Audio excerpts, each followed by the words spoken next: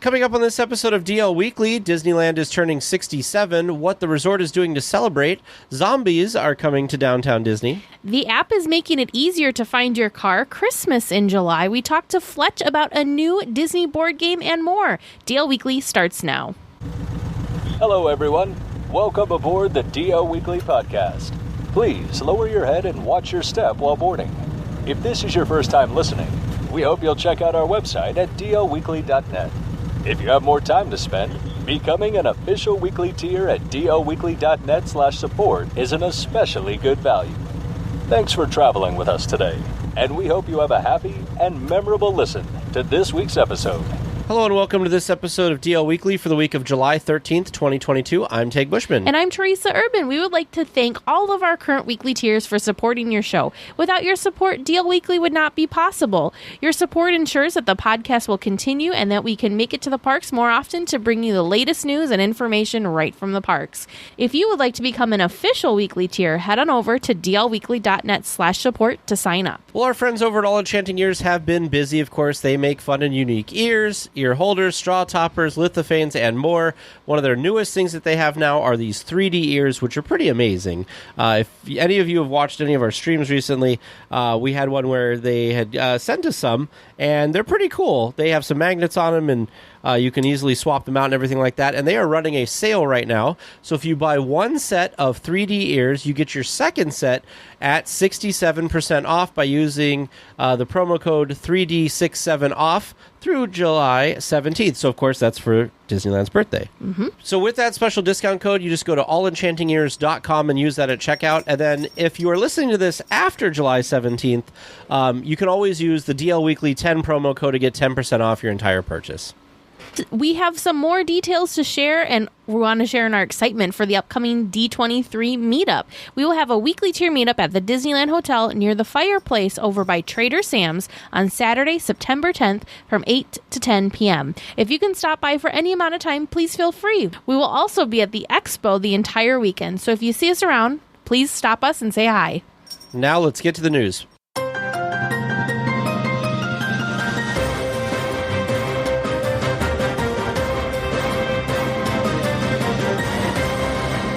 Disneyland's anniversary month, and that means we need to celebrate. And what better way than to try some celebration foods at the resort? Some of the bites include a Mickey-shaped chocolate donut, a birthday cookie box, Walt's chili cheese fries, and so much more. There's also a fun birthday ear bowl that you can order with either some ice cream or some peaches and cream funnel cake fries. This month also celebrates Oga's birthday back in Galaxy's Edge with some birthday drinks, a new sushi roll, and other fun food offerings. Yeah, so of course, Disney doing it again with all the great sweets and treats and everything. I do have to say that this cupcake looks amazing. It's the Disneyland birthday cupcake, which is a vanilla cake with sprinkles and frosting, but it's got like a little castle on it. Mm-hmm. It looks like some little bunting on it. It looks really good. I would totally eat that. What's interesting to me is it looks, according to the Disney Parks article, the cupcake is actually available at the Disney's Grand Californian Hotel. I would have thought that this was going to be at Jolly Holiday because that's where you typically get the birthday cupcake treats. But this fancy cupcakes over at Grand Californian. Well, the other thing, too, is it says that these things are available now through July 17th. Yes. I would have expected usually things start on the birthday and then go afterwards. We're kind of doing beforehand. We're leading up to the birthday celebration. Does anything else look good here to you? You know, the fries actually look good. I know that's a little weird, but they have, over at the Red Rose Tavern, Walt's chili cheese fries will be available. And they're seasoned fries topped, of course, with Walt's signature chili, cheddar cheese, and a little bit of green onion. It looks like comfort food and just a fun, different way to enjoy Walt's chili. Yeah, and looking at some of these things for Oga's birthday kind of coming up as well, some of these things look like variations of what we've had before. There's some different gear puffs. There's a blue milk chia pudding that looks kind of interesting, although I'm not a huge fan of the blue milk. See, now I feel like these things are all different and unique, especially the roll. This looks like the roll, yes, totally up your alley. But even just the look of it looks otherworldly. They do such an amazing job, I think, with the visual on these different dishes that are coming to us from a galaxy far, far away. But like the blue milk chia pudding, I don't feel like we've had anything like that before. And the wheat gear puffs look amazing. Now, these are a little snack that I've had before, not with the seasoning stuff on. And I'm like super excited about this. We will, of course, won't be able to get out there ourselves to try these delicious offerings. But if you make it out there and if you're able to try these, let us know what you think. I wish Disney would have more sushi-inspired stuff because I would love to have more sushi available in the park. I just feel like with the volume of food that they pump out, sushi would be very difficult. Unless they do a sushi restaurant or like one specific place. Because I'm just thinking, remember last time we were at Docking Bay and the just gallons and gallons and gallons of the cold brew they were prepping for all of the mobile orders? I'm thinking, okay, coffee, a little bit easier to do in bulk like that, but sushi in that kind of bulk and demand, whew. But I'm really hoping, Disney, if you're listening, Harryhausen's, we need a Harryhausen's themed restaurant in the new Pixar themed hotel. I think that would be good. So amazing. That would be good. Well, some undead folks are coming to the Disneyland Resort. Zombeats Bash is a 20-minute interactive stage show where you'll dance and sing along with music from the Disney Channel films Zombies and Zombies 2. This is all ahead, of course, of the release of Zombies 3 on Disney Plus July 15th and later to the Disney Channel. You can find Life Again at the Downtown Disney Live stage at 2, 3, and 4 in the afternoon, July 29th through the 31st. This is not a movie or a franchise that I'm very familiar with, but the visuals are always very fun because yes, these characters are zombies, but they're not your scary, gross, creepy looking zombies. Like their makeup is more lively, I will say, than other zombies I've seen. So maybe I need to take some time and check out a zombie movie. Have you seen like a trailer or something for this? Is that where you got that visuals? Well, there's some visuals in the article, but yeah, I don't know if I've seen trailers or what I've seen. This. Oh, yeah, see, now I've seen... Maybe I've just been seeing promos for the new Zombie 3 movie, and that's what it is. Oh, that could be it. Do you think that this would be a good show? Not a good show, but like a show along the lines of like Descendants or something like that? Okay, because I like the Descendants movies. Maybe I should give this one a try. That same genre type of, same type of genre film type. Gotcha. So show of hands, who here has gone to Disneyland and perhaps at the end of their very, very fun evening, don't quite remember where exactly it was that they left their car for the night? That would be me if I drove. Well, fear not. An update to the Disneyland app will add a Where's My Car features. Guests can use location technology on their phones to enter their car location and pull it up again at the end of the night. It works best with phone features like Bluetooth, location services, and notifications.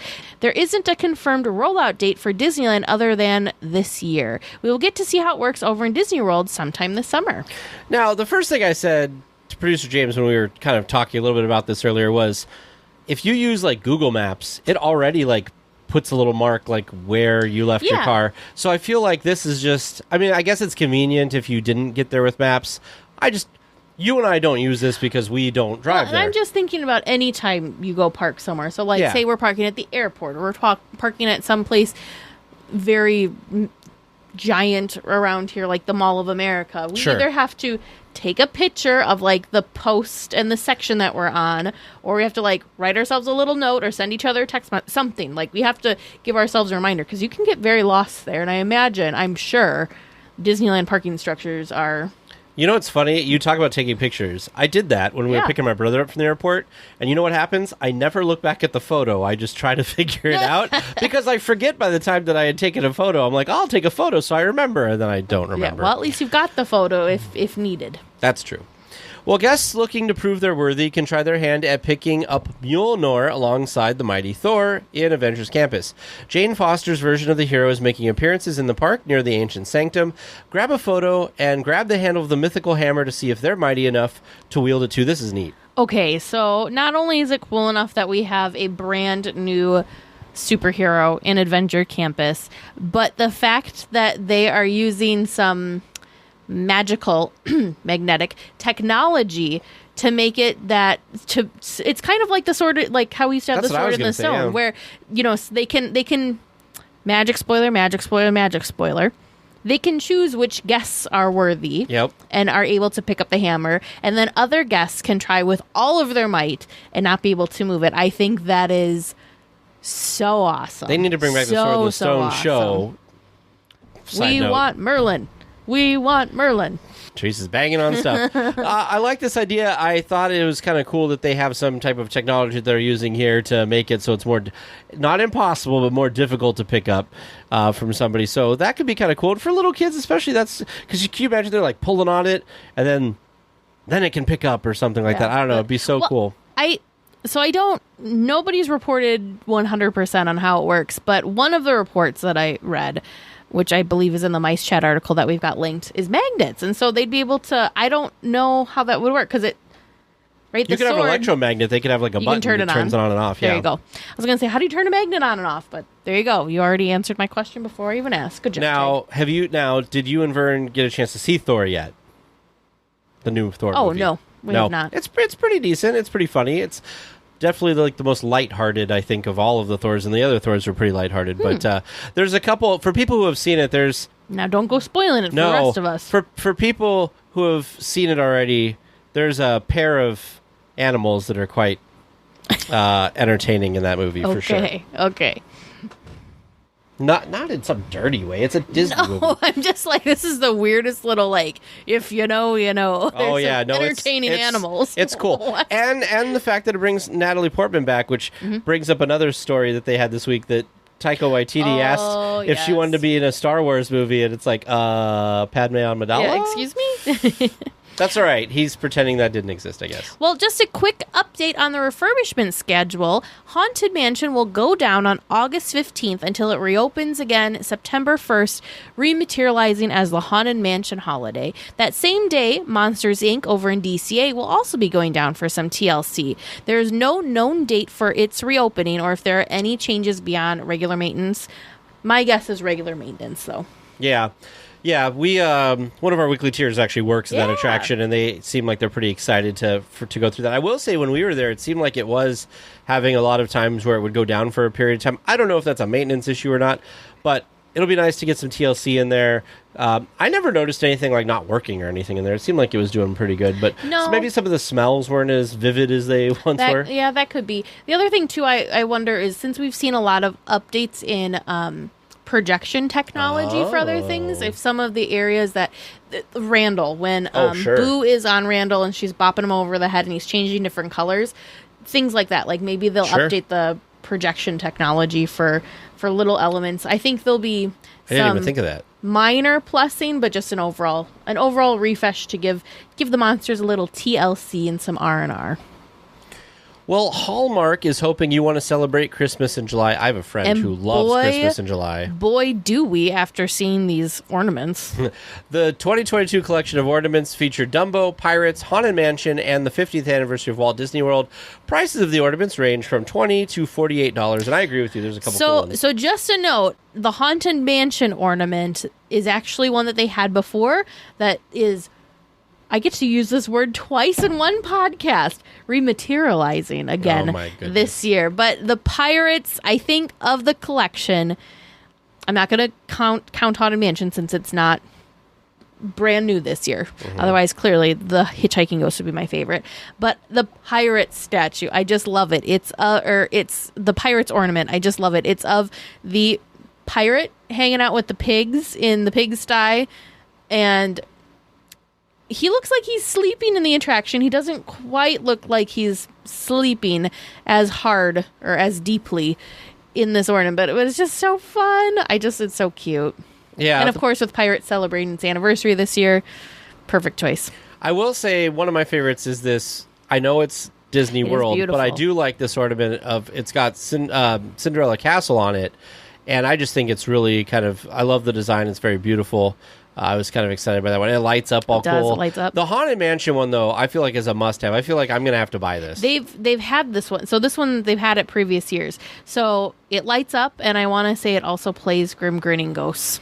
So it's a double whammy. Oh, see, I don't need it to play. I just need it to light up. That's pretty cool. And I didn't mention that the Pirates of the Caribbean one plays Yo Ho Yo Ho. Oh. And then there's like a otherwise known as Dumbo Pirate's one, Life which for me. poor Yep. Dumbo gets put up with all these other cool ones. And Yeah. It's just poor Dumbo. It's cute though. It's still cute, but the ornaments are very cool. I think, as a lot of you already know, Hallmark does a really nice job, especially I believe with their Disney ornament. So it's always fun and exciting to see what park-inspired ornaments they're coming out with next. A new docuseries will take us behind the scenes of films from a long time ago in a galaxy far, far away. Light and Magic is a 6-part series that will talk about the origins and evolutions of industrial light and magic, the visual effects company that helped bring us Star Wars, Indiana Jones, and so much more. It's directed by Lawrence Kasdan, an Oscar-nominated writer who worked across the Star Wars trilogies and so much more. It starts streaming on Disney Plus July 27th. Oh, that's not even too long from now. It's not. So this is along the lines, I feel like it's kind Behind of, the for me, attraction. it's like a behind the attraction meets Imagineering story meets kind of the Disney gallery stuff for the different TV shows, because it's going to have like a whole bunch and of stuff. almost a little bit of prop culture in there too. Oh, that's true. So I'm very excited. So my brother's visiting from Turkey right now, and he loves documentaries. So we've been slowly going through the Imagineering story, which he's really enjoyed. And I showed him the trailer for this, and he's like, this thing's going to be awesome. Yeah.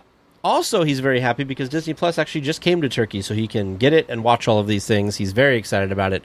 I love these types of things, and I'm so glad Disney Plus is around, because I feel like if it were not for Disney Plus, we would not get things like this. Yeah, nope, 100%. We need some more behind the attraction, too. Are you excited about this show? I am excited about this show. We were talking about it in the chat, and it's just something that I've never really thought about. Like, how do they do all these things? And I'm naive and don't really understand what's real, what's not real, what's a miniature, what's not a miniature. So I think it'd be really interesting to kind of peel back all the layers to see how some of these things that some of these scenes that we've grown up with, how they came to be. I think that'll be really cool. The trailer is amazing. So if you haven't watched it yet, I highly recommend that you take the time to watch the trailer. Just watching the trailer, it gave me a lot of like WED vibes, because it was a lot of, we don't really know how we're going to do this, but we're going to make it happen. And they just kind of hardworking, brilliant bunch of people that just created a lot of somethings out of nothing, really. And they were doing things that just didn't even exist, which is just really incredible to think about, and to think about how that technology has evolved so much over the past decades and years. It's just, it's really, really incredible. So I'm very excited. I'm also excited that it's a six-part series. So I feel like we're going to get a lot of information about it too. I think it was Walt Disney that said it's kind of fun to create the impossible. This is totally that. DLWeekly announces the boarding of the Trivia Express, non-stop star speeder service to the moon of Endor. All passengers, please prepare for immediate boarding. Welcome to Trivia Land. How we feeling tonight? Are you ready for some good ones? I always feel pretty all right until he starts talking. Yeah, until it's not always the first question, but one of the questions every week I'm like, ooh. Well, Vern, I'm gonna go against what I normally say. I'm feeling pretty good tonight. All right. Well, we've got some great listener submitted questions, and we've got one question from when I fell down a rabbit hole, or a Pooh Bear hole, as it is, and let's see how you do. All right. All right. So, your first question, submitted by listener Keith N. When the Jungle Cruise first opened, what was on display in front of the entrance?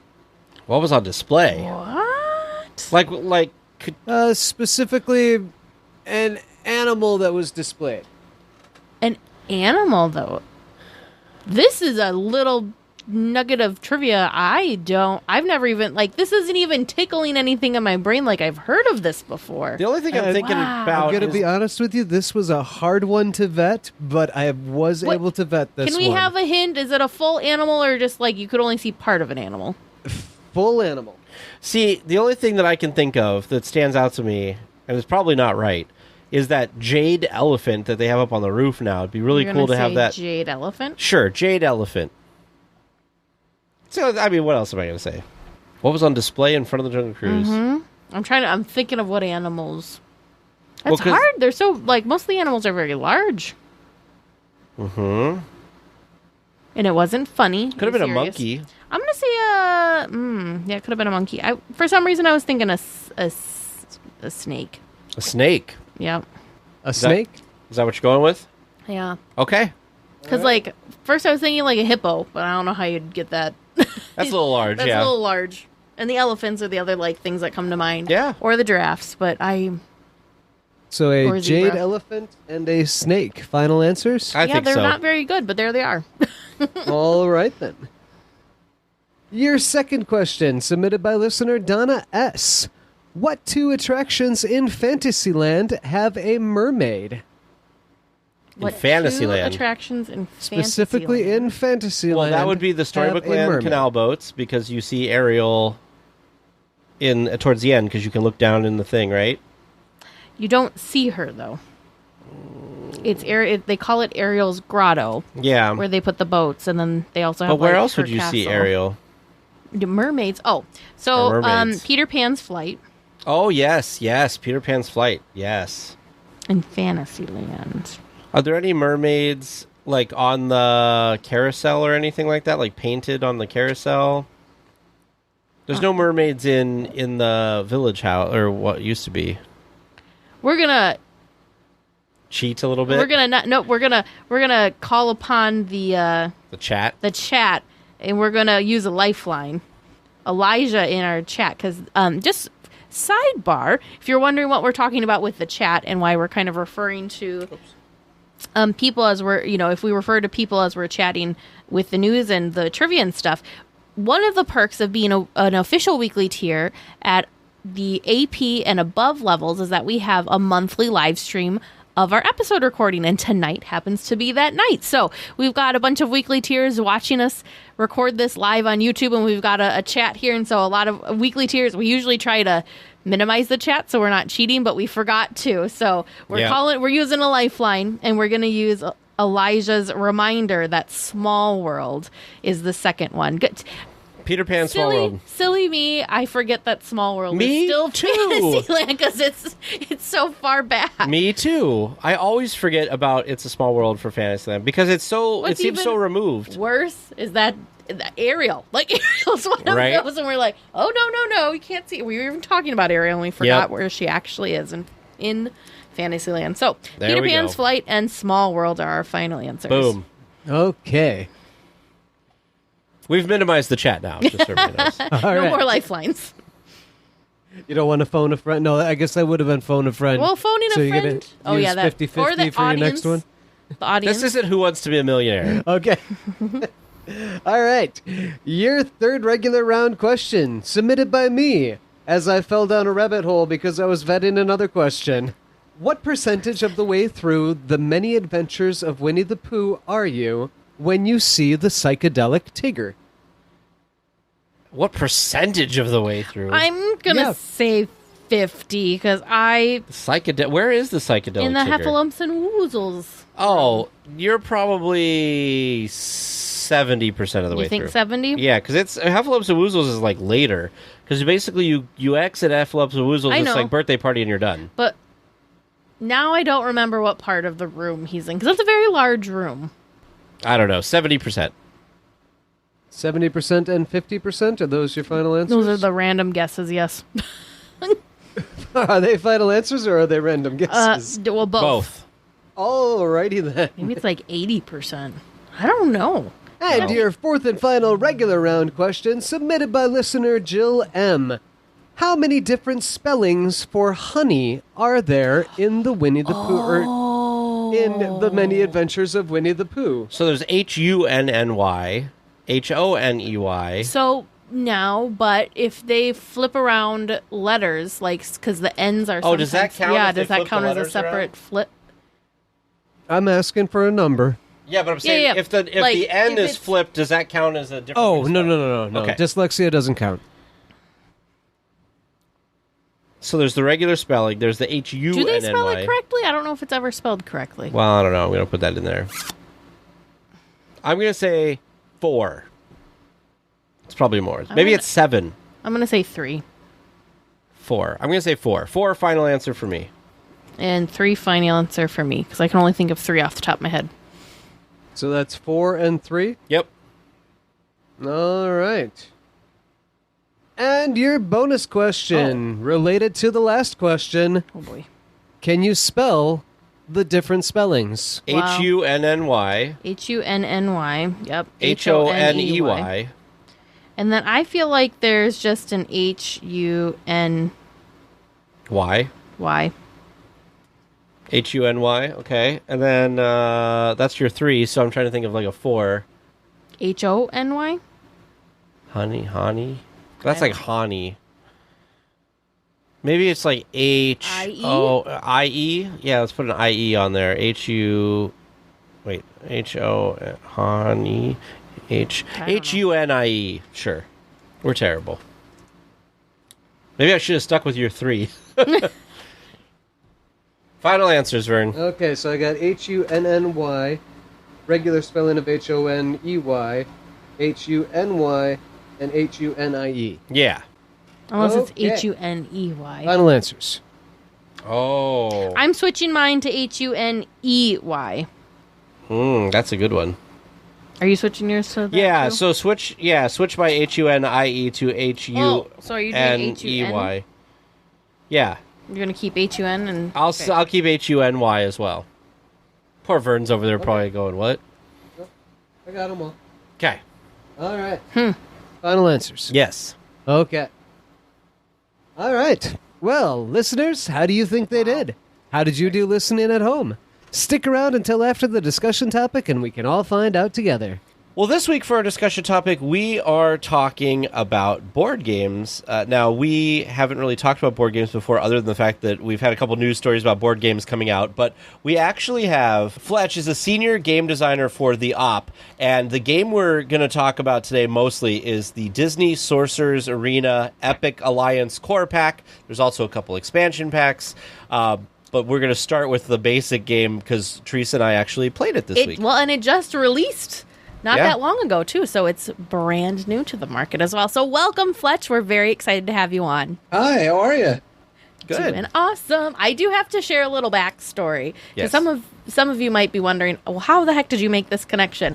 It just so happens that a really good friend of Vern and I's was a play tester for this game. I believe Tom play tested it for over a year, so he was involved in the process. He gifted us the game as one of our wedding gifts, and so that's how we made this wonderful connection. So this is even more special to me since we have a connection through Tom, and now we get to meet you, one of the masterminds behind building this very fun game. Yeah, working with Tom's been a lot of fun. It's been great meetings all of our play testers in this process, and I've been working with Tom for, like you said, about a year now, and it's just been an absolute joy to get to know him, get his input, and just play games with him. Well, we're going to start where we always do, and we're going to find out what your Disney backstory is, because we're going to obviously get into some game stuff. But the first question we ask everybody is, tell us your Disney story. So what got you interested in Disney or the parks? Short answer is my wife. Prior to that, I had been to Walt Disney World, I think, twice as a kid, and it was fun, but it didn't sort of become ingrained in who I was until I met my wife. And she had grown up going to Walt Disney World with her family many, many, many times as a kid. So when we got married and planned our honeymoon, she said, we're going to Walt Disney World. And I realize you guys are all about Disneyland. I apologize. These are Disney World stories. I grew up on the East Coast. That's okay. But she said, we're going to Disney World. I said, okay, I'm along for this. And we went, and I had so much fun. I don't know that I'd ever had as much fun in 1 week as I did exploring Walt Disney World and Epcot and Animal Kingdom and Hollywood Studios with my wife. And that was 2004, so 18 years ago. A few years after we got married, we wound up moving to Seattle. We kept going to Disney World, despite the fact that we were on the West Coast, and people would look at us like, what is wrong with you? Have you not been to Disneyland yet? You got to go check that out. We spent probably 12 or 13 years in Seattle before we moved down to the San Diego area. And one of the concessions I made when I said, to my wife, I think we need to move to San Diego. She said, if we move to San Diego, we're becoming annual pass holders at Disneyland. And I said, yeah, I can deal with that. Let's do that.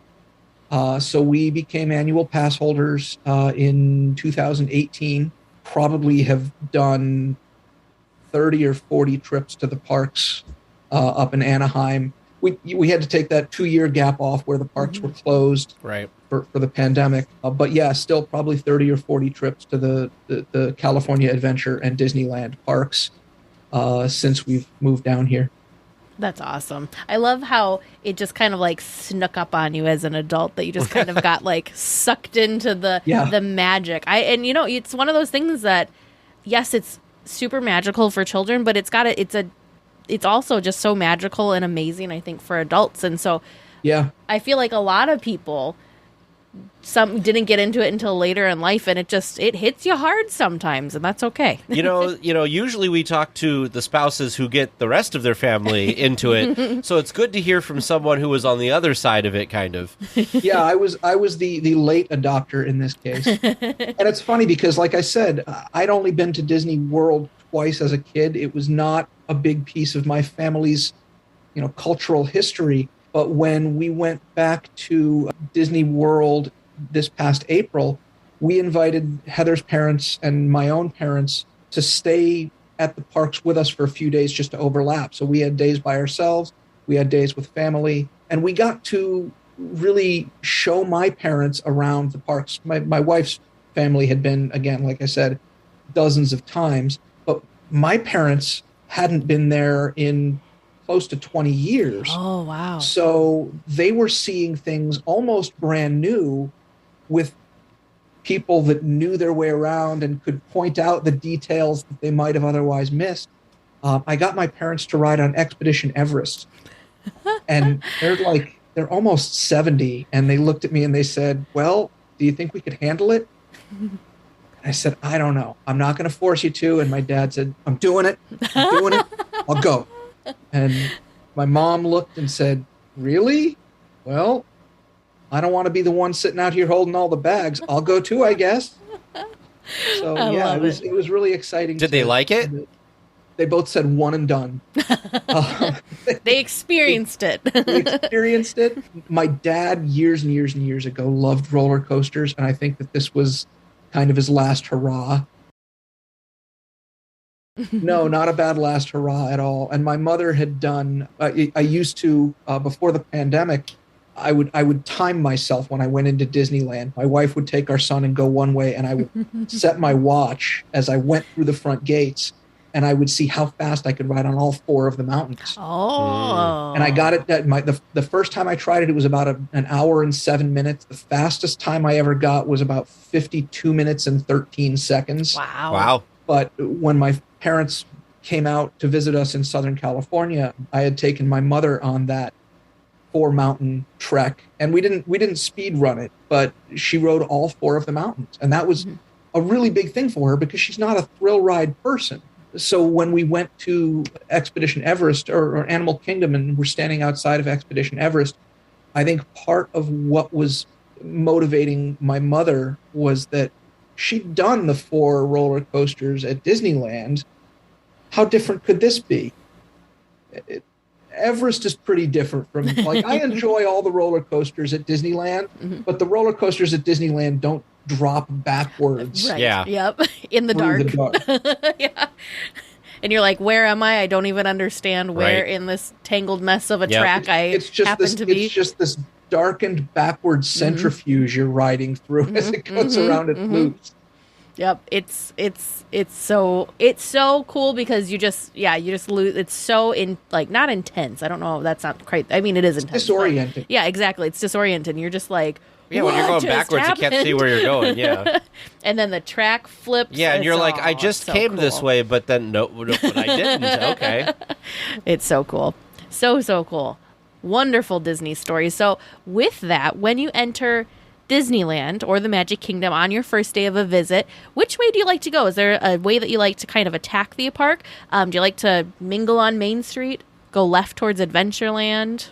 I like the roller coasters, and it's so funny because until Disney World, 27 years old on our honeymoon, I was never a roller coaster person. And my wife got me to go on Thunder Mountain, and after an initial panic attack, I got through it. I got to the end and went, that was actually pretty good. Now let's go do Space Mountain. So when I go into the parks, the first thing I look at is, where is the massive crowd going to a thrill ride?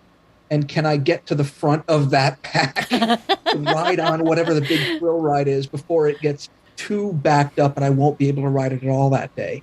And I mentioned the speed runs of the mountains. So my path with speed running the Disneyland mountains used to be to go straight to Space Mountain. And if the line at Space Mountain was already backing up, there was usually either a single rider option or you could get a fast pass ticket.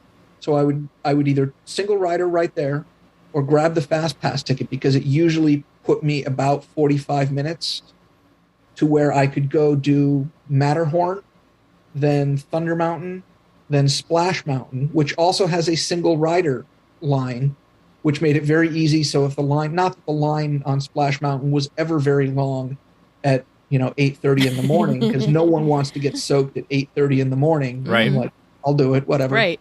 Get it over. I got to get it in. But I could stop it at Space Mountain and either complete it or pick up the pass for later, Matterhorn, Thunder, Splash, and if necessary, go back to Space. So that's sort of my plan of attack when I go into the parks. All right. Well, you've smart. listed a few things, so we got to find out what's your favorite attraction. So even though we're a Disneyland podcast, this could be any attraction from any Disney park. That is a toss-up, I think, between Guardians of the Galaxy Mission Breakout and Expedition Everest. I rode the Tower of Terror, Twilight Zone Tower, Hollywood. It's not Twilight Zone anymore, sorry. It's the Hollywood Hotel Tower of Terror now. And I gotta say, I like the Guardians one better. Did you ever get to experience Disney or the California version of the Tower of Terror, or only I didn't. We moved down here just as the Guardians one was opening, or shortly after it opened. And again, it took me a long time to get into roller coasters.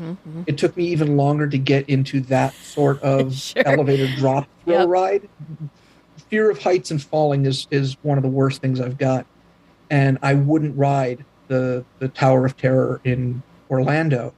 But when we moved to Southern California and my wife said, it's Guardians of the Galaxy, and I said, oh man, that's one of my favorite movies. I kind of have to do this.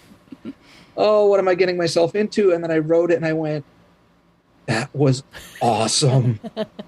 And I think the music, the blasting music, when he plugs in the rocket, jumps on top of your elevator, and you see his shadow of him plugging in the Walkman, and the music just starts blasting. And I remember the first time I wrote it, it was Jackson 5, ABC 1, 2, 3.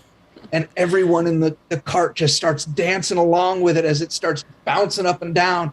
And I was into it, right away. I was gripping for dear life, but I was totally into it. And I've ridden that one tons and tons. If I can get in line for it twice in one trip, I'm doing it. Nice. I just love that you started your Disney journey with the parks being that roller coasters are not my thing, and now your favorite attractions are some of the most thrilling and extreme ones. That's great. I love it. That's what's great about Disney parks. There's something for everyone. For sure. Before we get into the game itself, can you kind of describe what your role is at the op and how you help create board games and kind of the meat behind that process? We were talking before we started the interview, and I said I've been a board game fan for years. Never had I thought about what happened before it ended up on the shelf and then into my home. The process. Yeah, the process. How does something like Disney Sorcerer Arena Epic Alliance even come begin? to be? Yeah. Okay. So there's the general answer to that question, and then there's the Disney Sorcerers Arena Epic Alliance's specific answer to that question. The general answer, I guess, to the question of how does a board game happen, Sometimes it starts with an idea for a mechanic, and then we figure out what the theme is going to be. But a lot of times, because the op works with a lot of licenses, we make games for Harry Potter, we make games for Disney, we make games for Marvel. I've made games for Friday the 13th and other horror properties. We get a license, an IP that comes to us, and the holder of those rights says, we'd like to make some game products. What can you make that matches this theme? And sometimes we start from scratch. Other times we've got a game platform or engine that we've built before that we can sort of re-theme into that new property. But basically it's a matter of figuring out what the experience we want people to have is. If I'm building a Disney game, I want it to be an enjoyable family experience that anyone can get into. If it's horror, I want that experience playing that game to be genuinely scary and a little bit nerve-rattling as you play the game. If it's Harry Potter, you want to get the experience of feeling like you're there at Hogwarts, or you're casting spells or exploring that world alongside the characters that you already know. So with Disney Sorcerers Arena Epic Alliances, we actually were approached by the team that makes the mobile game, and it's based on a mobile game. The team that makes the mobile game came to us and said, you've done some really cool projects with Disney properties in the past. We've got this game that we're working on. It's going to be out in a year or two, but we want to let you guys know about it early because we think it's got the roots, the skeleton of a great board game beyond just being a digital game that we're really excited about. And they told us about what the game could do that hadn't been done in other mobile games or board games yet. And that was, they had a battle system where you could combine heroes and villains from Disney and Pixar and live action and put them all together on a team and battle against another player who had a similar team built from this roster of, at the time, there were about 60 different characters you could pick from. Wow. And now there's, I think, 155, and they've announced even more. Wow. Coming up soon. So they said, what can you make if we gave you access to the art files and sort of the overall heart of what makes this game fun? What can you build? And I played the mobile game for a couple of weeks and got to know what made that game fun. And it was that combining of characters in ways that hadn't been done before. And it was battling against other players and accumulating points so that you could improve the abilities of your characters. Mm-hmm. It was unlocking and collecting new characters to add to your roster, because you didn't just get access to all 80 or 150 or however many. You had to gradually unlock things as you went. So there was this progression and growth as you played the game.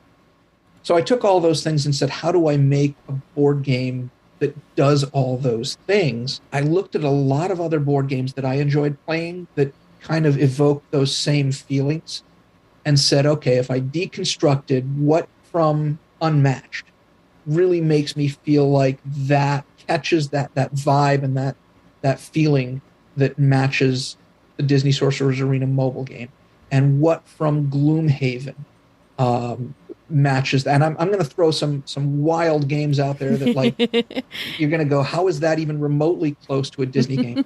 I pulled from a game called Smash Up. I pulled from Magic the Gathering. Oh, wow. I just, being a game designer and game player, I've got, a history of 25 years or more of just processing what makes different kinds of games fun. And it's almost like taking a Lego kit and smashing it on the floor and then just building a dozen different things out of that Lego kit, seeing what you can make when you deconstruct the parts.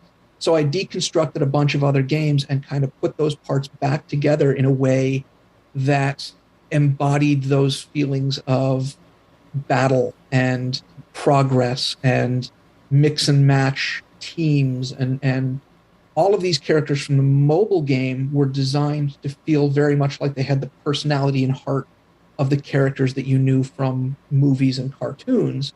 So figuring out how to represent those characters loyally and faithfully using game mechanics, specifically tabletop game mechanics, was a lot of fun, and it's challenging, and I'm still doing it now because, as we said, there's a core set, there's a couple of expansions out already, and I'm designing expansions to go as far as we can imagine into the future.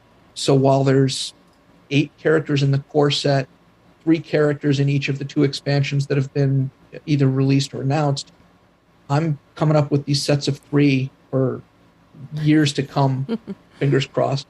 And it's been absolutely just a thrill ride of its own. That's amazing to hear about how the whole process kind of goes. Producer James he plays mobile games, and he's played the mobile game version of this. And when he found out that there was a board game version of this, he was intrigued at how that was going to translate from this mobile game to a board game. And you kind of expressed kind of how you have to go through that whole process and everything. And I think he really enjoyed how it transitioned, because mobile games play so differently in a lot of ways than, a typical tabletop board game. And like I said, producer James, he loves both types of games, and so this was kind of really a cool kind of up their alley. But my question, I guess, instead of just talking about stuff, is how do you know? So we had an exchange student this year who loved board games as well, but he used to like to come up with his own rules and expand upon things. When you're developing a game, how do you know where to stop with rules or abilities? And I know that part of that is when you do expansions, that's where you can kind of expand upon the base, right?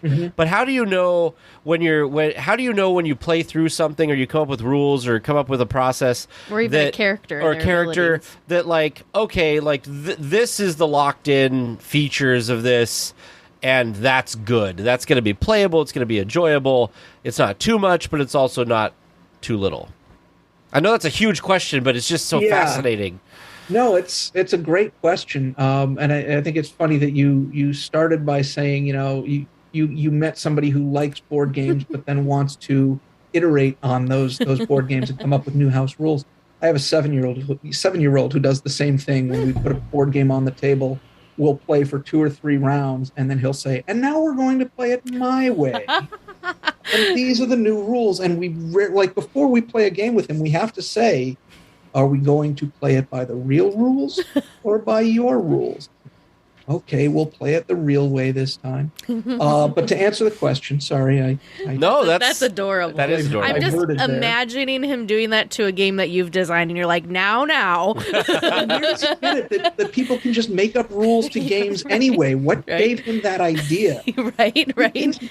He thinks it's a very normal thing that his dad makes board games. Sure, yeah. Because everyone's dad does stuff like that, right? Yeah. That's so cool. It is not lost on me. So designing games in a lot of ways is a mix of art and science. And I literally have a background in art. I went to school for graphic design. So I probably approach it more from the aesthetic sort of feel direction than just the math and mechanics side. I'm able to do both, but when I'm trying to figure out where the game is done, a lot of that is by feel. It's funny because I used to give, when I was working in another studio up in Seattle, there were graphic designers who'd start down the path of creating a board game, and they would say, well, where do you start? And I would say, honestly, sometimes I just start at the end and then figure out, like, what is my end experience? What do I want the players to do and feel?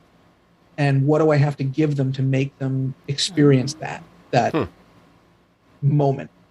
And then I work backwards towards the start to say, if a board game starts in sort of this 0 point neutral state, am I starting with cards in hand? Am I starting with pieces on a board? What does my first turn look like that pushes me towards that end experience that I want the players to have? So for Disney Sorcerers Arena Epic Alliances, I wanted the players to have a battle where somebody would come out the victor and score more points than the other player. And they would have done this by moving characters around the board that felt like the Disney and Pixar characters that they knew. and they would all do things that came straight from that character's story.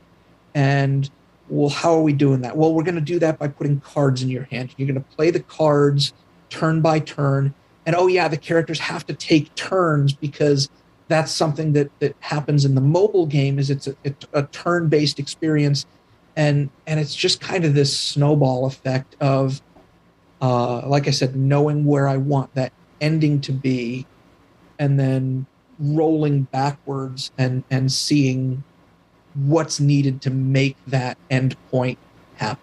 That's so cool. And it's really interesting. So for those of you listening, Tag and I have played this game. So we have not very much experience, but we have some experience with this game. And we played it through once. And we'll talk about this later. We shot ourselves in the foot. That was our own fault. But it took us a little bit to pick it up. Again, that was our own fault. But it was really fun. And by the end of it, it was just all I wanted to play it again. And the thing that was just so cool was, again, just the gameplay and how it did it. This was probably one of the more advanced things, because I've never had where characters take turns, that I'm playing multiple characters. That was a first for me. So I really appreciate the design and how you did all this. But one of the things too is, we've got these different characters in this game. These different characters have different abilities. Spoiler alert, Ariel is vicious. She is vicious. Like, you wouldn't, everyone's like, oh, I don't want the princess. Producer Vern was like, she's got the weapon in her hand because she has the trident in her hand. And so he's like, she's coming out kicking butt. Yeah, she was doing all sorts, she was dealing all sorts of damage. So that was like, came in from behind. None of us, I don't think, were expecting that. I think Vern took her there's Sully and what's the character where you can from see, Gargoyles? What's her name? Yeah, Demona. So you've got you think they're going to be the kick butt, but there's little Ariel. She's just going. Yeah. So that was so cool. So how do you design and flesh out what these characters are going to do, and how do you kind of keep a balance that makes it so that it's not like, well, you got Ariel, so you're going to win, or how does that process work? There's a little bit of a cheat available to me in that all of these characters have been designed once already for the mobile game. So I can always go back to the mobile game, and I've actually, I'm at my computer here. I've got a couple of screens, and one of the screens here is actually tuned into a fan page for the mobile game, where somebody has gone and cataloged every character, all of their attributes, all of their abilities, all of their skills, everything that they can do. So while I started this game by playing the mobile game and getting a feel for a bunch of different characters that I had unlocked, now I kind of take that cheat and I go the route of the fan page where somebody's already done all that research for me, and I can look at a character and go, okay, so Sully's job is to be what's referred to in a lot of video games as the tank role. His job is to say, okay, guys, you're fighting me now. Come at me, leave my buddies alone. I've got all your focus right now, and you can beat on me for a few turns, because I've got the body and the health to just take those punches and roll with it. And while you're doing that to me, Mickey's going to be over there throwing, magic missiles and sending his mob of brooms after you. Or Maleficent is going to send Diablo, the crow, through a straight line of her rivals that she's lined up. And there's nothing you can do about it because, again, Sully's over here saying, the fight's on me, guys. Deal with me first. So I was able to pick sort of archetypal characters that I knew worked well in a battle arena game. So we've got a couple of fighters. We've got a magic user in Mickey. We've got the tank in Sully. Ariel is actually a utility healer character. She does have some damage, but when you put Ariel on your team, her job is not usually to be out there on the front lines fighting. It's to kind of get around the sides and heal the characters that need healing. And then she's got utility cards that let her answer situations that might come up. Oh, your opponent's trying to do X, Y, and Z. Well, this card can nerf that strategy if that's the path they take. And Ariel's really good at that. Demona can fly around the board very quickly and deal a lot of damage, but she's also very reckless, which is something that comes from her personality in the original Gargoyles show. She just kind of didn't care. If she was out there just throwing damage around, she was there to throw damage around and not, shoot first, ask questions later is sort of her way of playing the game. Aladdin, he's a thief. So his goal is to get out there and steal your opponent's options away from them. If you've played Aladdin, you know he can mess with your opponent's hand of cards. So he's not necessarily doing all of his damage on the board. He's doing some of his damage off the board as well. Dr. Facilier in the game, he's not an attacker. He's only got 1 point of damage when he attacks, whereas all the other characters can deal 2 points of damage. But what Facilier does is he's really good at just spreading out misery in the form of status effects that slow your opponent down and kind of hinders the progress that their characters can make. So by working from those archetypes and figuring out what characters from the mobile game fit those play styles, I was able to kind of flesh out the core 8 characters and go, we've got somebody coming in from this angle and someone coming in from this angle and that angle, and these 8 things all together balance each other out. That's so cool. I feel like that's difficult. Well, I think you did a really nice job with it because, right, Vern and I lost.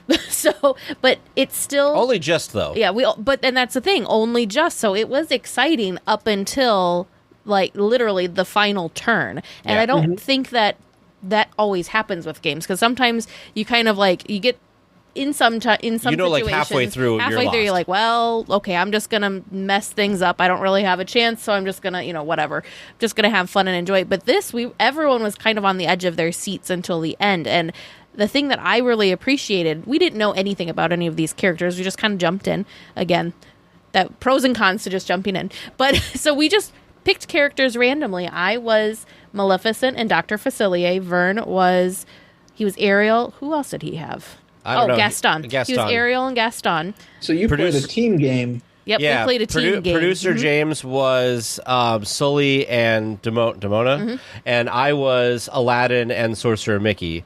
And I think that was just, I was trying to pick people that had good health because I didn't want to die.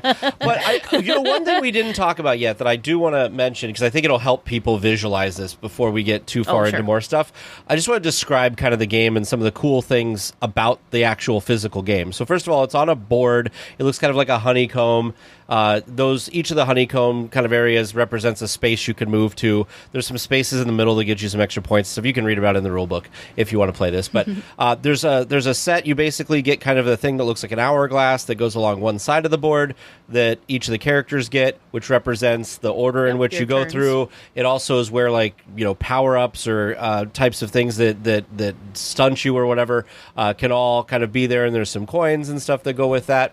There's cards that tell you about your character and give you your abilities and the certain things and how far you can move and what your health is and all of that good stuff. If you get defeated, how many points the other team or the other person gets for defeating you, that kind of thing. And then there's your deck of cards, which has a bunch of different things with it. Yep. So it's a really cool game. One of the two of the things I really visually and just play style I love about this game is the characters are on almost like a plexiglass that stand up. They're gorgeous. Something you don't get in a lot of games is you have a front and a back to the characters. So if your person is facing away from you, you see behind them. It's unlike a lot of other games, it's just the front of them, both sides. Yep. And then the base that they clip into is themed to that character, but also has your health on it. And there's a cool ring that clips into the bottom that you rotate through as you get damage or get healed to tell you what the health is, which I thought was really cool. I hadn't seen something like that before. And it stays in place. That is the big win there, is it stays in place. There was another game we played called Betrayal on the House of the Hill, and there's a board that you get, and you get these little plastic things that clip on the side of the board that help you move up and down for your abilities. And some of them are very loose and they move around, and some are very tight and hard to move around.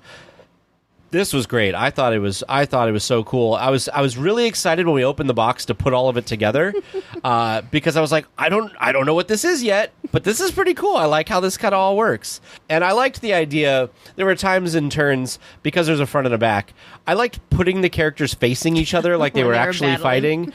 So really enjoyed that. But it's even if like, I don't know. I just like looking at the game. I'm a very visual person. It's a beautiful game. Yep, it's very visually appealing. So, and on that note, I was actually going to ask you, because you were talking about how you have a background in like art and graphic design. So since this did come from a game that already existed, and you said that some of the artwork is from the game, the mobile game, what was there kind of something in the final product that you were able to put your own artistic spin on, or what parts of this game are your view?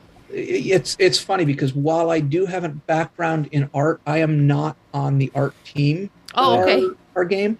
But because I have a background in art, when I built the initial prototypes, one of those things that you get into as a game designer is that you have to test games. And to test a game, you have to build a physical prototype and put it in front of players. And I have found in my years of building prototypes to get them out there and get them played, there are a couple of hurdles that you're trying to get over and work through in your tests. One is, do these mechanics work?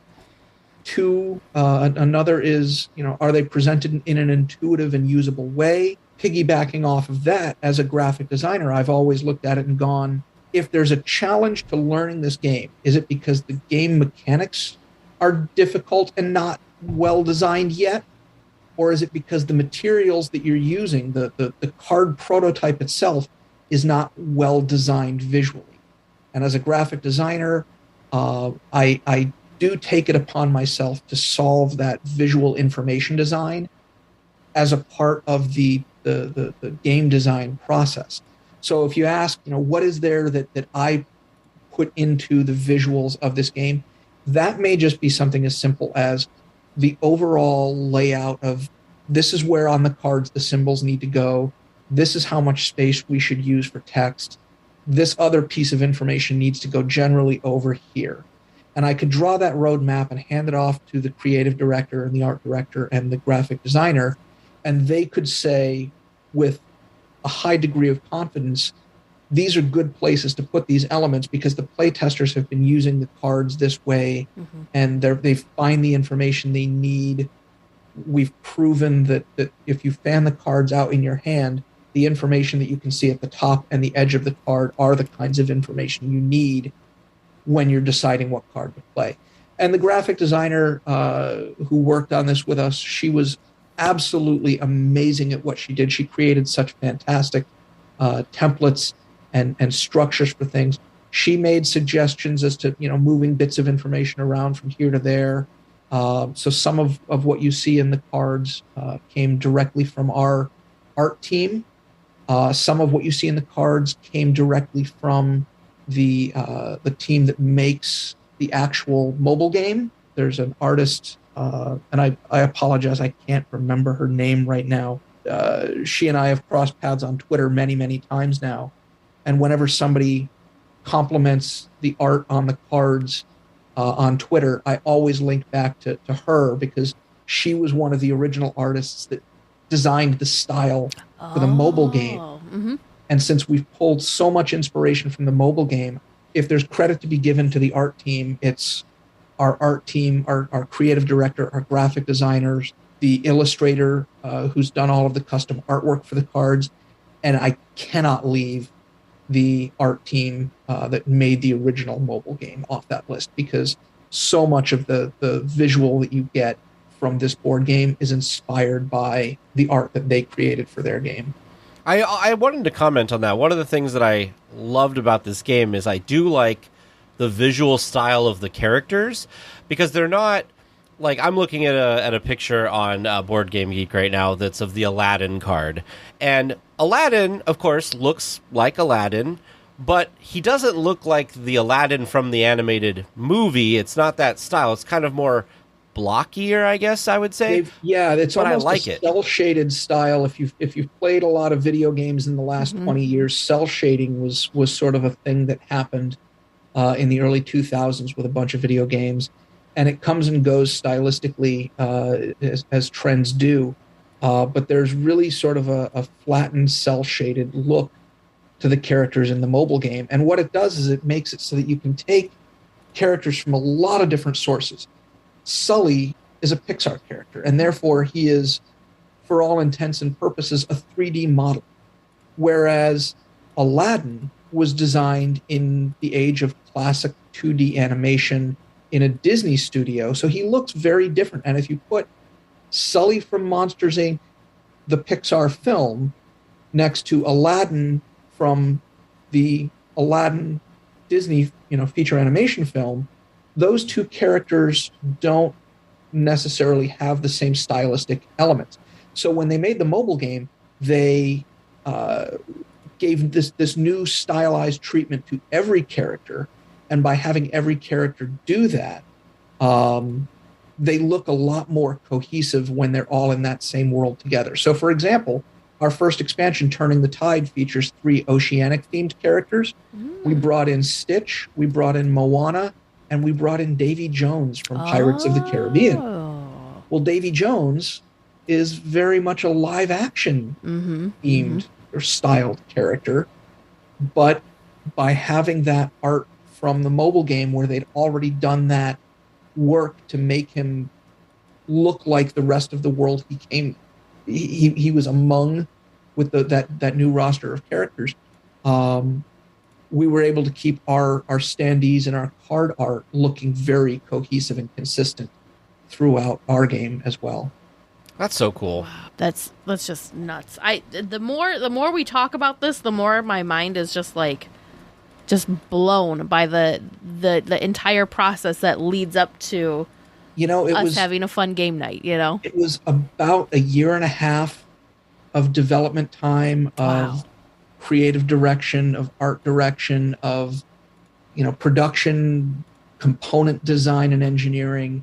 A year and a half before we were able to ship those files off to have them manufactured, and then 3 to 5 months later, you get those products in the warehouse that you can start shipping them out to stores and consumers and gamers. And it takes a long time to make a game like this. That's just so. I have a question for our times. This development of this game probably partially, at least, took place during the pandemic. Yeah. How did that affect the game? Or did what? It almost was the silver lining of the pandemic. Working from home, I actually get a lot more done in a day without being called into spontaneous meetings here and there. I love the team I work with, and if we hadn't ever been forced into work from home mode, I would have gotten things done. End of the day, the project would happen same as it did here and now. But one of the things that happened during the pandemic was we couldn't play test in the office anymore. And so we had to shift to a digital playtesting system. And we had a guy on staff who figured out how we would go about doing that. He chose a system called Tabletopia. There are others out there, Board Game Arena and Tabletop Simulator are two of the big ones. But we went with Tabletopia for ease of building our prototypes in it. And then once we built our prototypes to function online, I was able to recruit playtesters from all over the U.S., including your friend Tom. You're all in Wisconsin. I'm here in San Diego. There's no way I could have ever invited Tom to come in and playtest with us in the office in Carlsbad, California. But because we could do all of this online, I could have playtesters in Ohio playing against players in Wisconsin, and we could schedule it anytime they had free time available for it.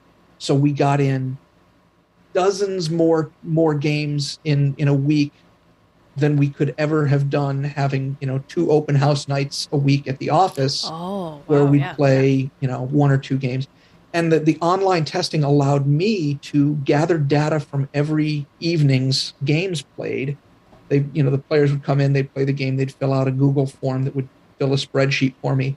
And I could take that data and make updates to the digital prototype almost in real time, post those new updates, and then go into our message boards and say, okay, guys, this is what changed. Maleficent now has this card and this card, but we took away that other card, and this thing wasn't working with Gaston, so we changed the values on that card. Go for it. Wow. And they would jump right in and start playing again, and they'd have conversations in the message boards, and it's been a watershed experience that changed how we play tested to be, in this world of you can't go anywhere, you can't meet with people in the real world. What are you going to do? And it meant that people were going online looking for experiences with other people who enjoyed board games. And it was kind of the perfect time for that to happen for us. I mean, not that I would ever have wished it to happen again. Right. It's like necessity breeds creative answers. That was what happened. All of a sudden, we had to change how we did things. So we found the best possible solution to that issue. And it's been an absolute, I hate saying this, it sounds so punny. It's been a game changer for us. Yeah. So going forward, this is something you guys are going to continue to use? Oh, absolutely. That's awesome. So pre-pandemic, what did playtesting look like? Was it you had did you have physical? We would have a physical prototype. Oh, wow. We would invite some people down to the office. We'd put out pizza and soda, and we'd say, here, we're going to hide behind this one-way glass and listen in on your conversations and see how you do with the rule book and teach yourselves and play a game and hopefully, cross fingers, have fun. Yeah. And then at the end, we would go in and interview them and see what they liked and what they didn't like. And of course, we're behind the glass. So if they're having trouble with the rule book, we're making notes about how to fix things and what to update.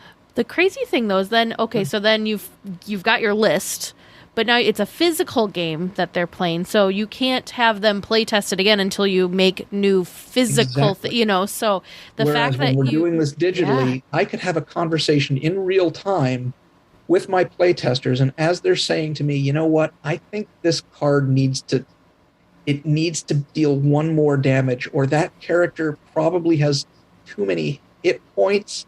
Let's see what happens if we reduce that by one. I can open up my files on my desktop, make those edits, and in 5 minutes time have the prototype back up there so that they can play it. And I can, because they're playing it online digitally, I can actually watch them play the game as a spectator and listen to their conversation that they're having and be part of that test in real time. That's cool. Wow. While there's 4 or 5 other games happening at the same time. Yeah. That's cool. That's incredible. So the question I think everybody wants to ask now, huge change. How do you become a playtester? So in general, if you go to the op.games/playtest or the op.games and then navigate to the bottom of the page, there's a set of links down there. You can click on that. You can join our playtesting community. It's largely done through a Discord server. So there's our message boards where you'll join the Discord server. You'll sign up to playtest various new games that we're working on.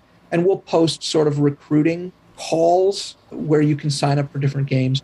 Right now, we've actually reached a place with Disney Sorcerers Arena Epic Alliances where when we started, we had a very casual, wide set of playtesters. We had 25 to 30 playtesters at any given time who were just helping us develop this system that could be learned on your own pace. And is it fun? And do the core rules work?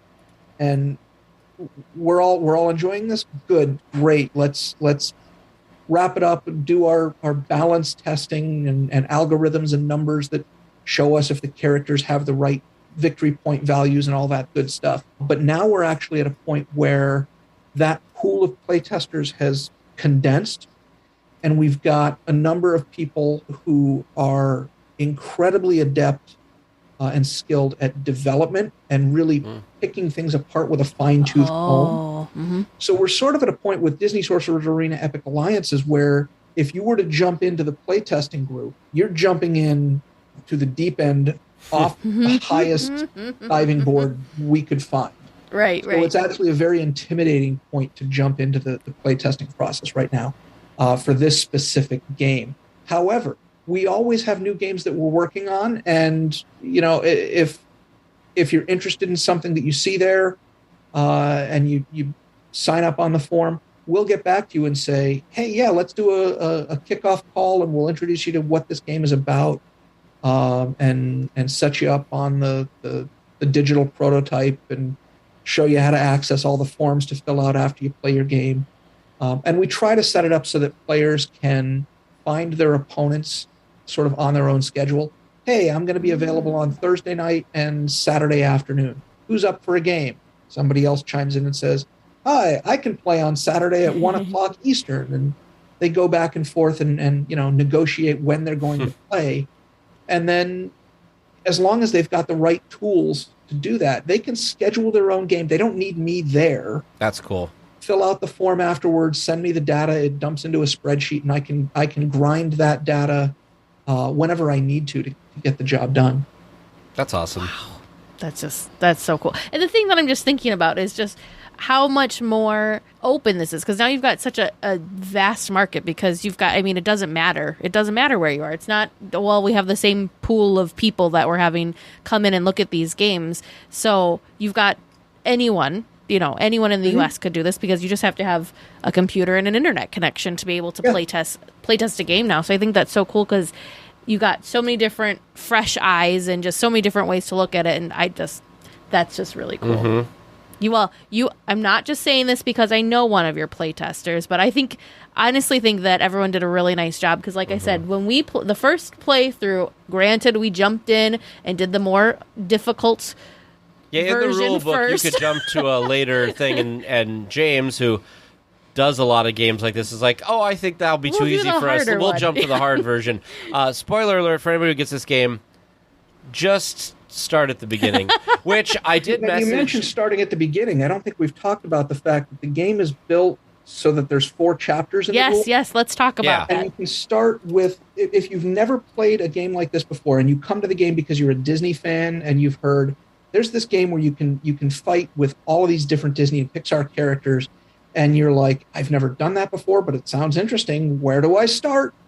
The game starts with training wheels, and it says you're only going to play these 2 characters versus these 2 characters at first. You don't even get to pick your teams. See, we should other than, do you want to be the red team or the blue team? And we walk you through how the cards work and what a turn looks like. So and you're not even used playing that with all the components. You've just got the very basics, and we explain how the turn structure works and what your options are in that turn. And then when you've played that game a few times, you can move to Chapter 2, and we add a few more nuanced rules. We let you pick which characters you want to play with. You go to 3 characters on a team instead of 2 characters on a team. Then you go to Chapter 3, we add a whole new component to the game where each character gets an ability card that makes them very distinctly different from the other characters. They've got different health values. They've got a different number of cards that they put into your hand at the start of the game. They've even got a whole new phase to the game called skills, where every character has a very unique skill they can do each turn. And then once you've mastered that, you can add Chapter 4, which is an upgrade system where midway through the game, by spending cards that you've already played and that are in your discard pile, you can use those cards to pay for what we call upgrades, and it flips your character ability card over and gives you a whole extra ability for that character that just adds a lot more depth to how you plan your team, because not all team combinations lead to those upgrade chains efficiently. So when you're playing in Chapter 4, you're thinking sort of in 2 axes at once. You're thinking, how do my characters synergize just on their surface abilities? But then also, if I want to get maximum value out of those upgrades, where do they synergize in terms of feeding each other the resources they need to do that upgrade? Yeah, James put us right into 4. He's we like, just he's like, threw us 'cause right in the I'm, deep end. I'm listening to you go through the steps. I'm like, yes, we played with that mechanic, and then you said chapter 2, and I said, okay, yes, we played with did that that. mechanic, and then you got to the third. I'm like, well, maybe it was the third, and then you were like, oh, there was the skill where you could flip it over. I'm like, nope, we definitely played with that too. Which, in James's defense, we did it. We got our way through, and it was still really fun. Nobody like tapped out halfway, like, no, this is too much. But In what I'm hindsight, going we to maybe do, should have gone through what it. I am going to do is I'm going to take 4 steps back since we started at 4 Yeah. and start and do it again at 1 because I think there's I would recommend 2. I 2? would recommend chapter 2 for you Okay. because I think that once you've played chapter 4 and you go back to chapter 1, the training wheels are going to be huge. Sure. And it's going to be hard to play the game and go, wait a minute, I'm not allowed to do that thing that I really enjoyed doing yet. Yeah, Sure. Yeah, That's a good point. I would start with 2, maybe even 3. Because I feel like after we were done and we were reflecting on it, we're like, oh, we probably could have this. Or Well- we probably could. And that was all stuff that we just didn't know we could do. So. Towards the end, too, we found ourselves like asking questions because we were looking at something and something would dawn on us, and Like, we wait would a turn to minute. James and we'd be like, because he's the rules guy, and I said, so when we're trying to upgrade, can we only use the cards for this person, or can we share or whatever? And he's like, let me check, and then he'd look and be like, oh yeah, we can share, and then we were like, oh, well, that's not how we were playing. Yeah. So- Yeah. Yeah, So when you're playing the team game, you can share 1 card to your teammate to pay for an upgrade. Oh. Yeah. If you're playing 1v1, 1 player versus 1 player in just a head-to-head match, you don't have a teammate to Right. borrow cards from, so you're playing from your own discard pile to pay for those upgrades. And if you didn't build your team with that synergy in mind, you may find yourself... So, for example, there is a magical team you can build with the core set, where it's Mickey, Maleficent, and Dr. Facilier together. And these 3 have fantastic synergies for their magical abilities that feed off of each other. However, Mickey and Maleficent use the same, I refer to them as gear sets. The cards, when you look at the symbols that you use to pay for their upgrades, Mickey and Maleficent have the exact same assortment of symbols on their cards, which means you're coming up short on certain kinds of symbols because you've overinvested in that that set. And when you try to upgrade any of your characters, you'll find that you probably only have the cards available to upgrade 1 Yep. Mm-hmm. instead of 2 or 3 of them. Vern ran into that with did too. and so did I with Ariel and Gaston, that he would only have enough to upgrade one or the other because there Yes. wasn't enough. Yeah. Yep. Yes. So there's that sort of team construction consideration when you start, and a lot of the players who've put in, especially the current playtesters who think so analytically about the game, there's a lot of thought that goes into sort of cross-optimizing these two Sure. strategies. Am I willing to give up the upgrade on character X if it means that the synergy between characters Y and Z is that natural synergy that happens without the upgrades? How does this grease make that wheel turn better? I do want to say, because I feel like at this point in the interview, people listening might think this sounds very complicated and it's too much for them. I think of people like my mom who like, this just sounds like a lot. This is a family game. Mm-hmm. Anybody can pick this up.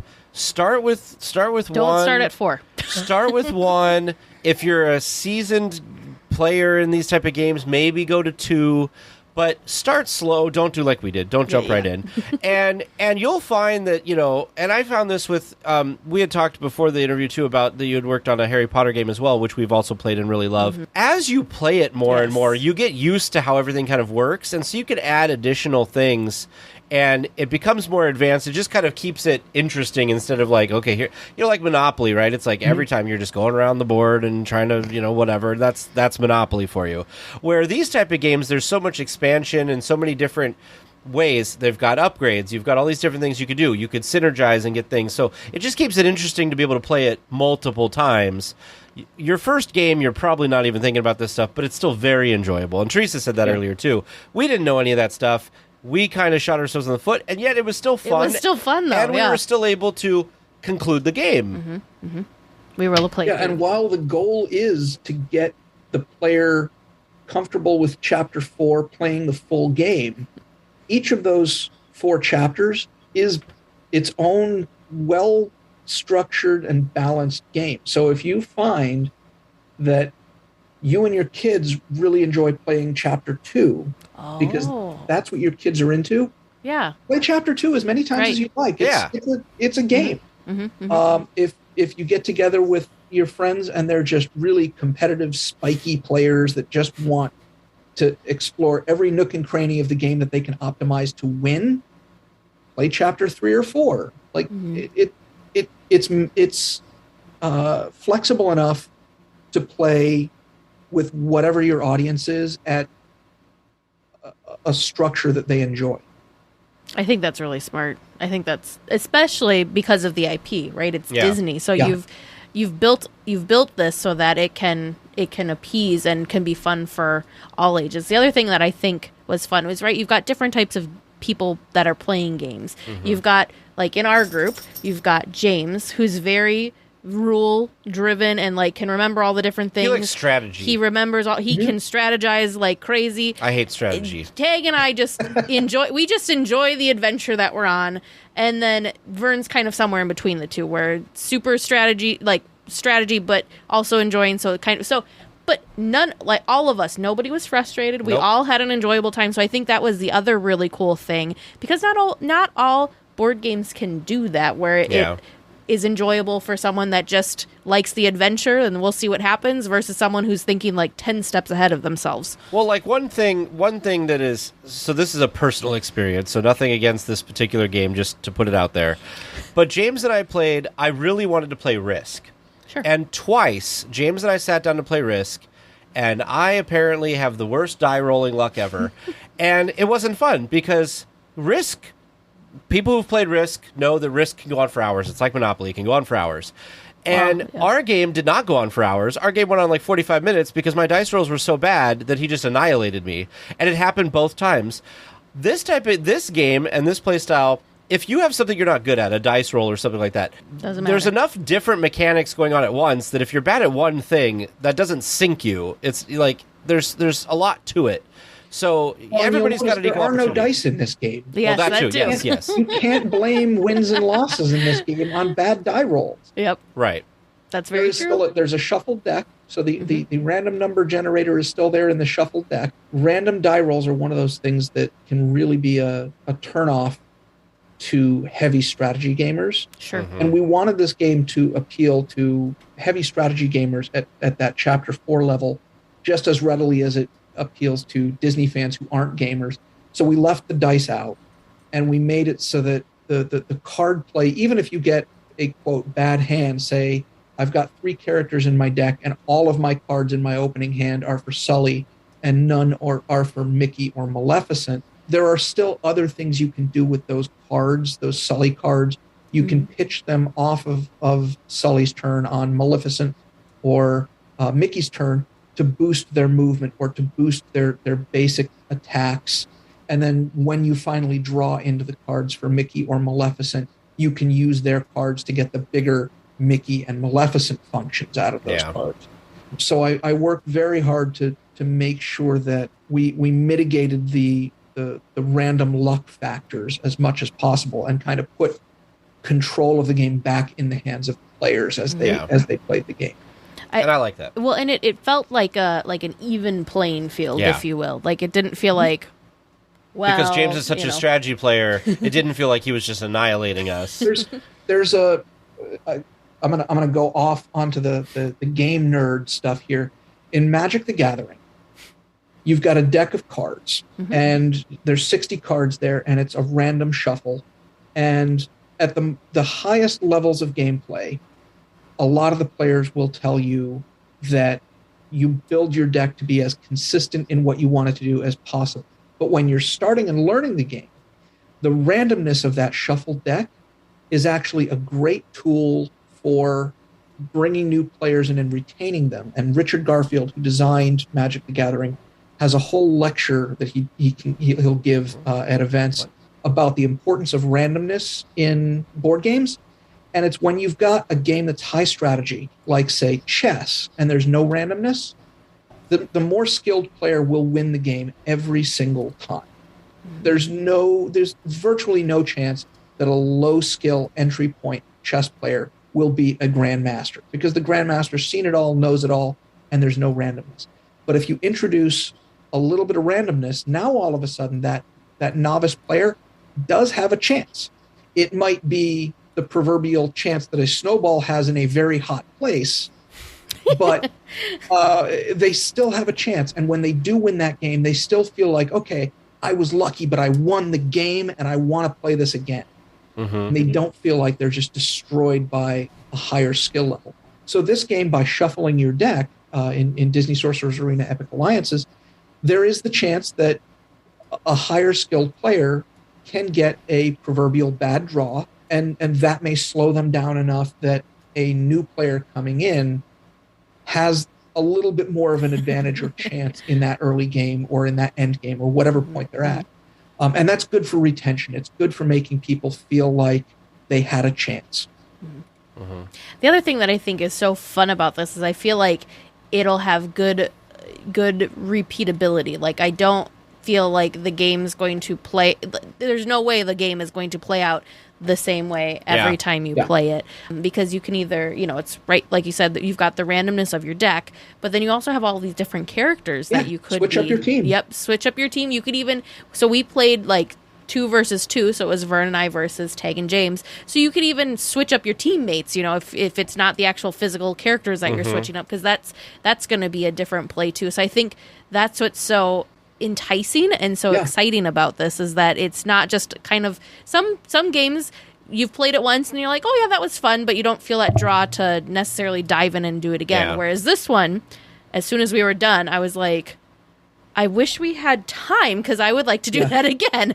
So we did the math once, and in the core set you've got 8 characters, which means that if you take whatever team you want, the blue player chooses their team, they've got 8 options for that first character they put on their team, 7 options for the second character, 6 options for the third character. So that's 8 times 7 times 6. I'm not going to try to do that math off the top of my head. Once upon a time I could have. Now it's I need more coffee to do that. I need more. But then you've got your opponent who then 336 options for the first player. Now the second player has fewer options, because there's only 5 characters left to pick from, and then 4, and then 3. But you can mitigate that by drafting your characters and picking, I pick, you pick, you pick, I pick, I pick, you pick.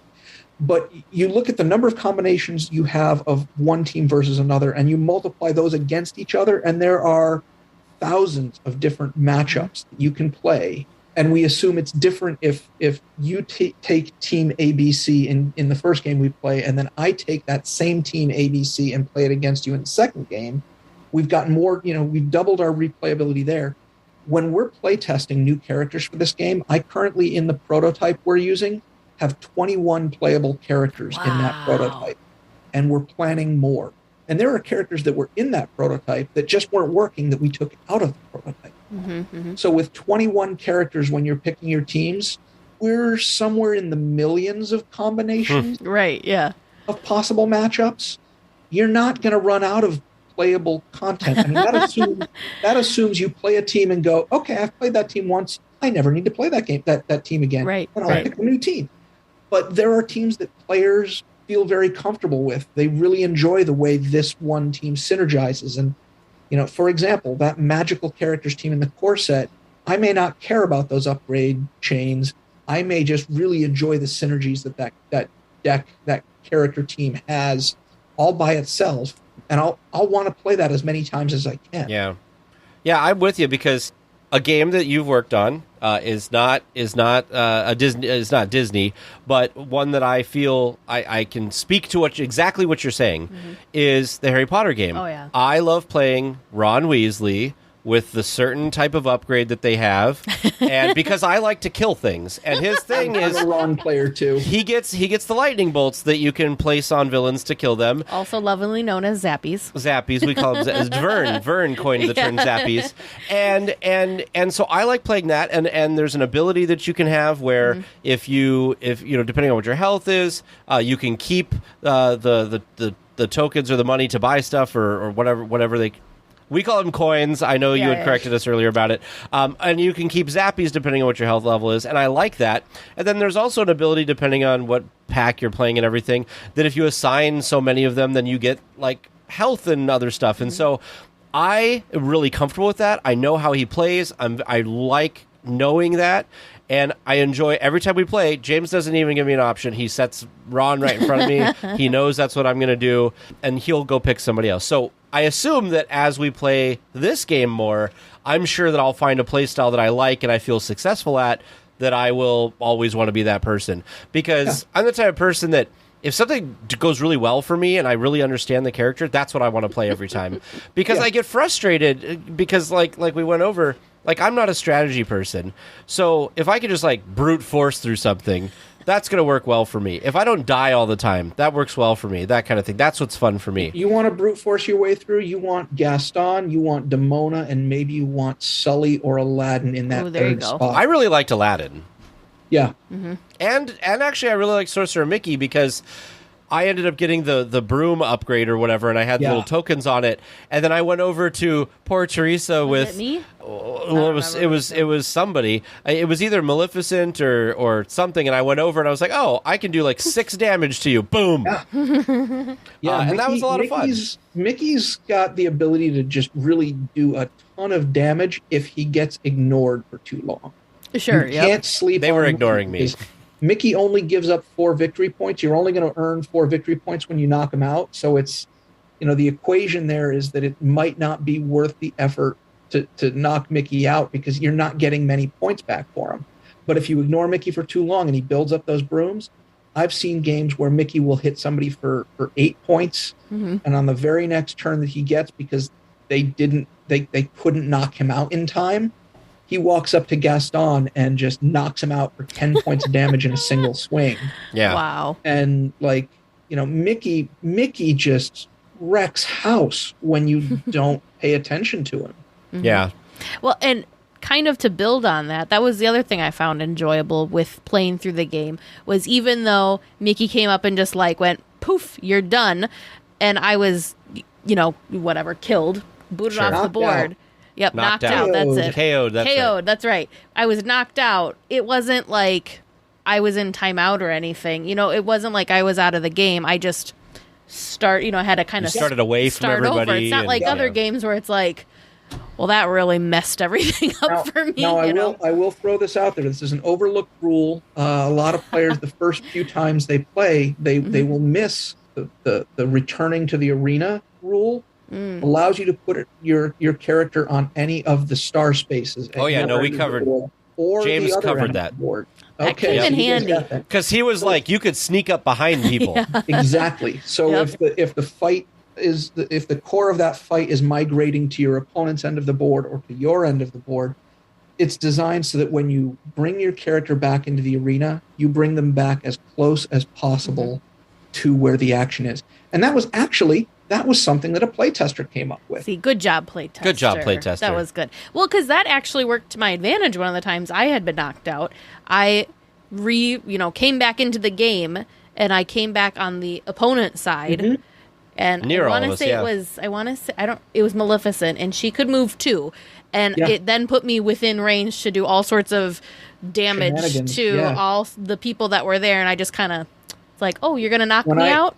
When I watch some of our current playtesters play the game, I'll be sitting there watching a character hover at 2 health points. Yeah. And I'm like, why are they not knocking them out?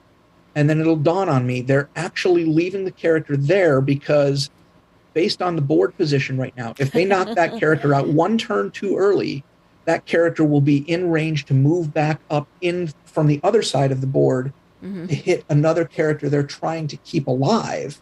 So you don't knock out Aladdin, because if you knock out Aladdin, he will be able to sneak in from behind on the other side and knock out Sully. Mm-hmm. Yep. And it's all about the timing of when you take them down, because that respawn is just such a tricky strategy to work with. Well, that was the first part of our interview with Fletch. We will continue it again next week, where we talk a little bit more about the game design and game industry. It's okay. I'll be the only weekly tier without an answer. Make sure you send your questions to Producer James or Producer Vern at trivia@DLWeekly.net. Welcome back to Trivia Land. You ready to find out how good you did? Sure. How well you did. Wow, that was or terrible other grammar. things. I apologize for that grammar there. All right, so let's find out how well you did tonight. Okay. Your first regular round question, submitted by listener Keith N. When the Jungle Cruise first opened, what was on display in front of the entrance? You guessed a jade elephant or a snake.